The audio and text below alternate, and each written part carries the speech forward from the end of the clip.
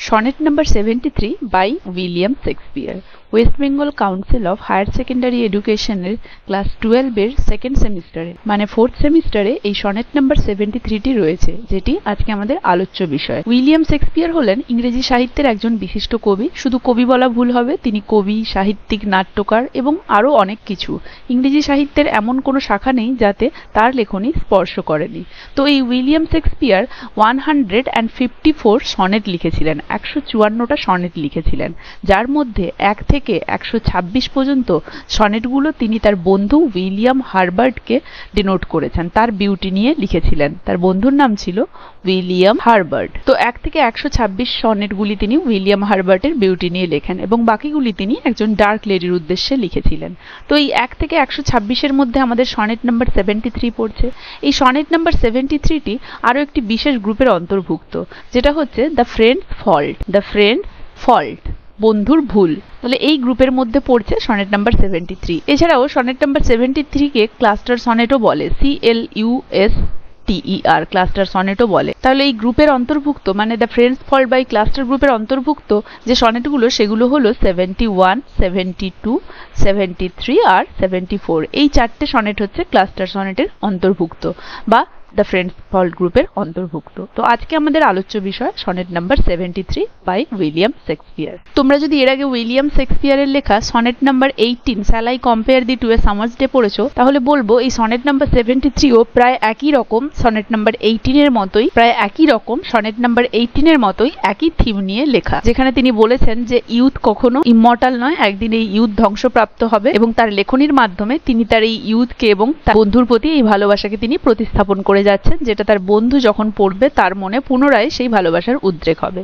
দেখো, কবি তার বন্ধুকে খুবই ভালোবাসতেন, উইলিয়াম হারবার্টকে। তো এই সনেটটির প্রেক্ষাপট হচ্ছে তার বন্ধুর সাথে তার ব্রেকআপ হয়ে যায় এবং সেই ব্রেকআপের দুঃখ যন্ত্রণায় তিনি এই সনেটটি লেখেন বন্ধুর উদ্দেশ্যে, যেটি তিনি মনে করেন বন্ধু যখন পড়বে তখন কবির প্রতি তার ভালোবাসা আবার আগের মতো ফিরে আসবে। আমরা জানি সনেট যেমন হয় 14 লাইনের, তো এই সনেটটিও 14 লাইনের। এখানে 3 কোয়াট্রেইন আছে এবং 1 কনক্লুডিং কাপলেট আছে। প্রত্যেকটা কোয়াট্রেইন 4টি করে লাইন নিয়ে লেখা এবং শেষে রয়েছে 2 লাইনের একটা কনক্লুডিং কাপলেট। এখানে কবি নিজেকে কিছু জিনিসের সাথে কম্পেয়ার করেছেন। তো 3 কোয়াট্রেইনের মধ্যে প্রথম কোয়াট্রেইনে মানে প্রথম 4 লাইনে উনি নিজেকে সিজনের সাথে তুলনা করেছেন, লেট অটাম এবং আর্লি উইন্টারের সাথে। পরের 4 লাইনে উনি নিজেকে টুয়াইলাইটের সাথে তুলনা করেছেন, গোধূলি বেলার সাথে। এবং তার পরের 4 লাইনে তিনি নিজেকে ফায়ারের সাথে তুলনা করেছেন, আগুনের সাথে। এবং শেষে এই সমস্ত ডাউটের তিনি ক্লিয়ার করেছেন কনক্লুডিং কাপলেটে।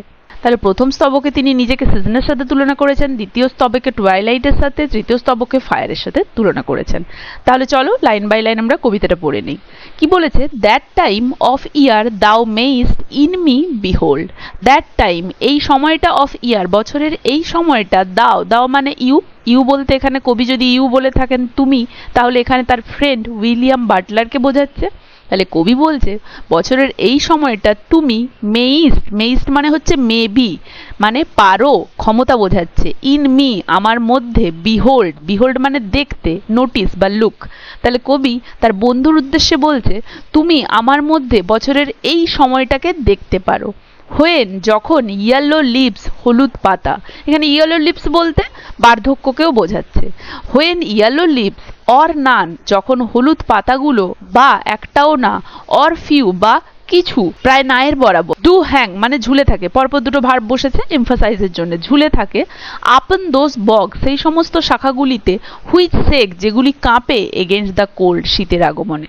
তাহলে তুমি আমার মধ্যে বছরের সেই সময়টাকে নোটিস করতে পারো যেই সময়টায় কি হয়, গাছের ইয়েলো পাতাগুলো প্রায় ঝরে পড়ে, গাছে একটাও পাতা থাকে না বা একদমই খুব কম নায়ের বরাবর পাতা থাকে, এবং যেগুলো থাকে সেই ইয়েলো পাতাগুলো যেগুলো ঝরে যায় বা 2-1টা যদি থেকেও থাকে গাছে, সেই গাছের শাখাগুলোতে এই পাতাগুলো ঝুলতে থাকে, যেই শাখাগুলো কিনা শীতের আগমনে কাঁপতে থাকে। বেয়ার রুইন্ড চোয়ের, দেখো এই ফ্রেজটার অনেকগুলো মানে রয়েছে। বেয়ার রুইন্ড চোয়ের, বেয়ার মানে ফাঁকা, রুইন্ড মানে ধ্বংসপ্রাপ্ত, চোয়ের মানে তো জানি আমরা গায়ক দল, গির্জার যে গায়ক দল হয় সেই গায়ক দল, মানে একটা সংগঠিত দলের কথা বলছে। এই ফ্রেজটার অনেকগুলো মানে রয়েছে, পিক্টোরিয়াল একটা, হিস্টোরিক্যাল একটা আর মেটাফরিক্যাল একটা। তো পিক্টোরিয়াল মানে সাধারণত দেখে যেটা বোঝা যাচ্ছে সেটার মানে দাঁড়াচ্ছে যে ধ্বংসপ্রাপ্ত চার্চের সেই সংগঠিত গায়ক দলের কথা বলা হয়েছে, মানে যারা একসময় চার্চে সেবাদান করতো পড়া বা কোনো কিছু গান গাওয়ার মাধ্যমে। এখন চার্চ যেহেতু ধ্বংসপ্রাপ্ত, তো তার কোনো চিহ্নই আর এখন পাওয়া যাচ্ছে না, তারা আর এখন নেই। দ্বিতীয়ত এখানে সেই সমস্ত চার্চগুলি, সেই সমস্ত ধ্বংসপ্রাপ্ত চার্চগুলির কথা বলা হয়েছে যেগুলি একদা হেনরি এইটের সময়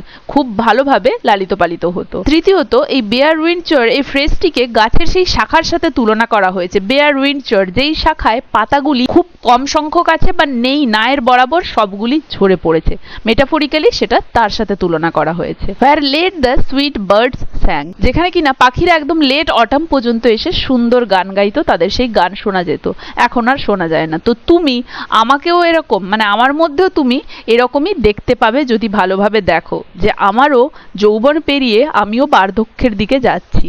ঠিক যেমন সেই শাখাগুলি, যেই শাখাগুলি থেকে সমস্ত পাতা ঝরে গেছে বা দু একটা ঝুলছে, সেই শাখাগুলি যেগুলি শীতের আগমনে কাঁপছে, যেগুলিতে এক সময় লেট অটাম পর্যন্ত পাখি বসে সুন্দর গান গাইতো, এখন আর সেগুলি শোনা যাচ্ছে না। তো আমার অবস্থাও সেরকম, আমারও যৌবনে আমি অনেক কিছুই করেছি, কিন্তু এখন আমার বার্ধক্য আসছে এবং আগের মতো সেই যৌবন আজ আমার আর নেই।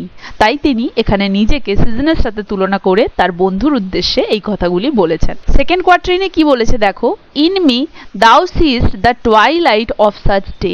ইন মি আমার মধ্যে, দাও তুমি, ইউ সিস্ট, সিস্ট মানে সি দেখা, দেখতে পারবে, দ্য টুয়াইলাইট গোধূলি বেলা, টুয়াইলাইট মানে গোধূলি বেলা, একদম সূর্যাস্তের একটু আগে অন্ধকারাচ্ছন্ন ভাবটা যখন থাকে, দিনের আলো সম্পূর্ণরূপেও থাকে না আর একদমই রাত্রি হয়ে যায় না, ঠিক সেই সময়টাকে গোধূলি বেলা বা টুয়াইলাইট বলছে।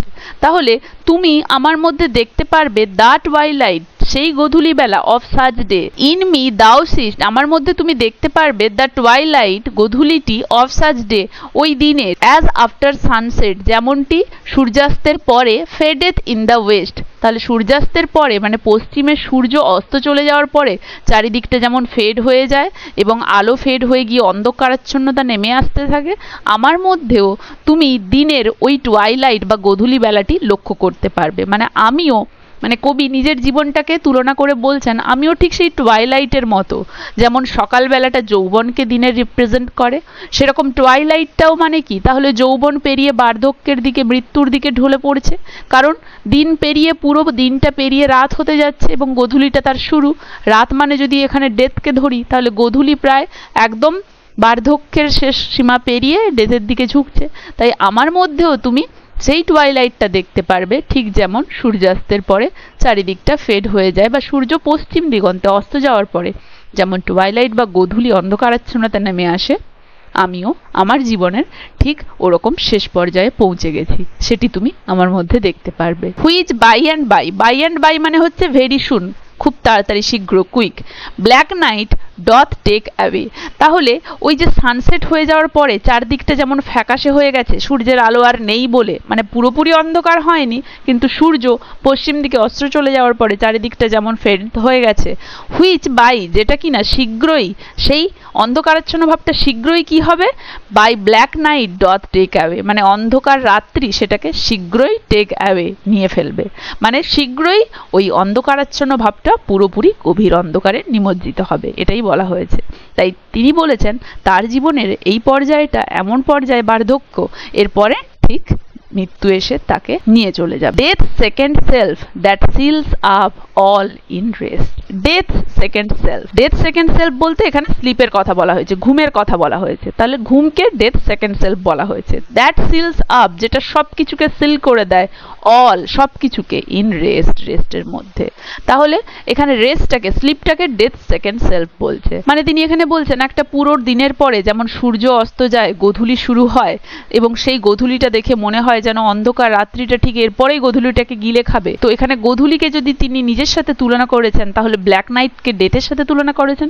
ব্ল্যাক নাইট হচ্ছে ডেথ, তো সেই নাইটে যখন আমরা সবাই ঘুমোতে যাই সেটাকে ডেথ সেকেন্ড সেলফ বলা হচ্ছে, যে ঘুমটাকে ডেথের সেকেন্ড সেলফ। তো এই ঘুমটা সবকিছুকে সিল করে দেবে ইন রেস্ট, রেস্টের মাধ্যমে, মানে এই ঘুমের মাধ্যমে আমাদের সবকিছুই শেষ হয়ে যাবে। তাই কবি বলছে যে আমিও জীবনের ওই সময়টায় পৌঁছেছি ঠিক টুয়াইলাইটের মতো, এরপরে মৃত্যু আমাকে তুলে নিয়ে যাবে যাবে ঘুমের মধ্যে, যেখানে আমার সবকিছু মৃত্যু সিল করে দিয়ে যাবে এই রেস্টের মধ্যে। তাহলে প্রথম কোয়াট্রিনে আমরা দেখলাম কবি নিজেকে সিজন, লেট অটাম এবং আর্লি উইন্টারের সাথে তুলনা করলেন। দ্বিতীয়তে তিনি টুয়াইলাইট, গোধূলি বেলার সাথে নিজেকে তুলনা করলেন। এবং তৃতীয়তে তিনি কার সাথে তুলনা করছেন দেখো, in me thou seest the glowing of such fire, আমার মধ্যে তুমি দেখতে পাবে দ্য গ্লোয়িং, সেই লেলিহান শিখা, অফ সাচ ফায়ার, ওই আগুনের সেই লেলিহান শিখা দেখতে পাবে। তাহলে তৃতীয় প্যারাতে তিনি নিজেকে ফায়ারের সাথে তুলনা করছেন, আগুনের সাথে। দ্যাট অন দ্য অ্যাসেস, যেটা কিনা ওই ছাইয়ের ওপরে, অফ হিজ ইউথ, হিজ বলতে ওই ফায়ারটার কথা বলা হয়েছে, ডথ লাই, মানে এখানে বলা হয়েছে আমরা যদি আগুন জ্বালানোর জন্য একসাথে জঙ্গলের অনেক কিছু জিনিস এনে জড়ো করি বা জঙ্গলে আগুন লাগাই, তাহলে আগুনটি সেই যে জিনিসগুলো আগুন লাগানোর উপাদানগুলো এনেছি তার ঠিক ওপরের দিকে আগুনের লেলিহান শিখাটা জ্বলতে থাকে, সেটাই এখানে বলা হয়েছে। That on the ashes of his youth doth lie. তো এখানে কবি আগুনের ওই লেলিহান শিখাটাকে যৌবনের সাথে তুলনা করেছেন, মানে জীবনের একদম তারুণ্য পর্যায়ে যেটা সবার ওপরে থাকে। আগুনটা ঠিক যেমন সমস্ত আগুন জ্বালানোর উপাদানগুলো যখন কাছে এনে জড়ো করে আগুন ধরানো হয়, সমস্ত কিছু ওই যে উপাদানগুলোর ওপর দিকে আগুনের লেলিহান শিখাটা উঠতে থাকে, সেটাকে তিনি যৌবনের সাথে তুলনা করেছেন। তাই বলেছেন যে আগুনটা যখন ধরানো হয়, এই আগুনের শিখাটা ওই আগুনের তারুণ্যের প্রতীক, ইউথের প্রতীক। তাই বলছে তোমার ইউথটা তখন ওই জায়গায় থাকে। As the death bed where on it must expire, কিন্তু ডেথ বেডে এসে যেখানে এটাকে এক্সপায়ার হয়ে যেতে হয়, ইট বলতে সেই ইউথটার কথা বলা হয়েছে। তাহলে মৃত্যুতে সেই ইউথটা কিন্তু এক্সপায়ার হয়ে যায়, এক্সপায়ার মানে শেষ হয়ে যায়। Consumed with that which it was nourished by, consumed মানে গিলে নেয় কে না ডেথ, ডেথ গিলে নেয় with that which it was nourished by, with that মানে তার সঙ্গে কি থাকে তখন, উইথ দ্যাট মানে সঙ্গে কি থাকে, সঙ্গে কবির বন্ধুর প্রতি সেই ভালোবাসাটাও থাকে, সেটাও কিন্তু ডেথের সাথে শেষ হয়ে যায়।